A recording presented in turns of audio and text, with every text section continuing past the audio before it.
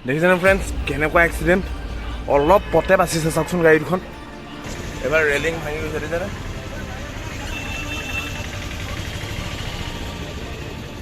এটা লাইভে হ'ল তেতিয়া মোক কেমেৰা লাগি আছিলে কিন্তু কেমেৰাটো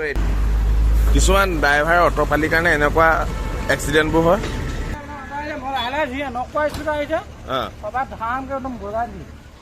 ফ্ৰেণ্ডছ শুই আছিলোঁ কিন্তু ঘপককৈ আৱাজ এটা শুনিলোঁ আৰু উঠি আহিছোঁ দেখিছোঁ এক্সিডেণ্ট আৰু একেবাৰে মোৰ ঘৰৰ মুখতে দেখিছেনে বহুত বেছি আৱাজ ওলাইছিলে আৰু এতিয়া মই আপোনালোকক দেখাই আছোঁ এনেই নেদেখালেহেঁতেন মই যে সদায় গাই থাকোঁ ওৱান লাইফ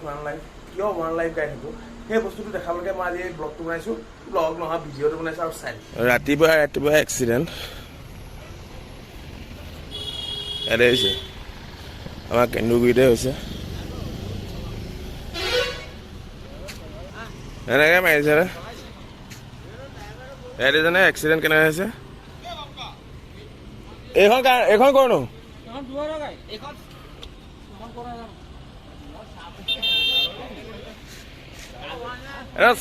চাইডে মাৰিছে মই শুই আছিলোঁ কিন্তু শুনিছোঁ ঘেমেৰেং কৰিছে আৰু এয়া চাওক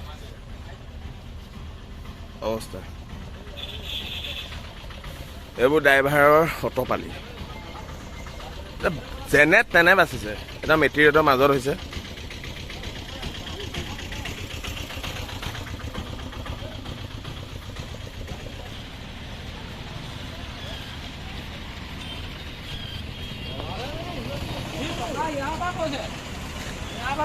আমাৰ যোৰহাটৰে হয় A03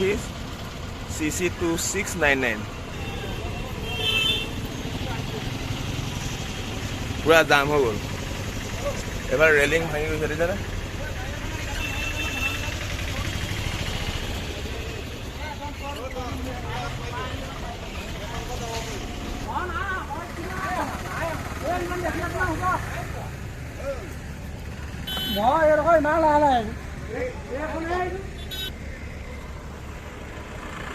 যান জঁটৰ একদম প্ৰব্লেম হৈছে এতিয়া এইফালে যাবলগীয়া হৈছে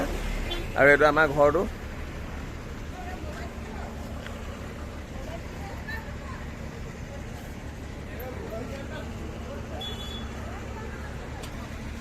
এইখন আপুনি আহিছিলে নি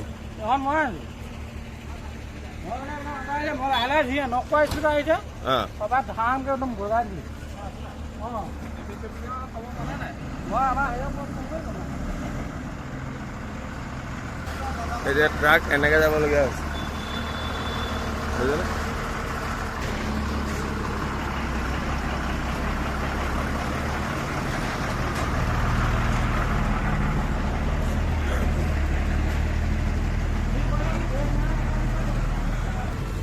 এইটো 80 ৰোডটো হয় এতিয়া ট্ৰাক কেনেকৈ গৈছে চাওক কিছুমান ড্ৰাইভাৰ অটো পালিৰ কাৰণে এনেকুৱা এক্সিডেণ্টবোৰ হয় অলপতে চিকুটত বাচিছে